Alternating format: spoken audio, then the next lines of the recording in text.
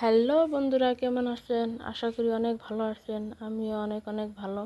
আমাদের পুকুর থেকে মাছ মারছি, দেখেন মাছগুলো।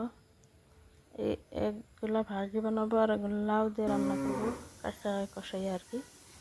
দেখেন লাউ কেটে নিচ্ছি, কড়াই বসিয়ে দিলাম, পেঁয়াজ মরিচ দিয়ে দিলাম। দেখেন বন্ধুরা, এখানে এক করে মাছ বসিয়ে দিলাম। যেহেতু আমরা তিনজন মানুষ, তিনটা আমার মাছ, ওইদিকে মাছ কষাইলাম, কিছু পিস করে নিচ্ছি। লাউ কষাইয়ে দিলাম, কষাইলাম মাছ ভাজি হয়ে গেল। ভোল ভাজি, আলু ভর্তা, লাউ মাছের সবজি, আর এখানে গাখির। Bye bye.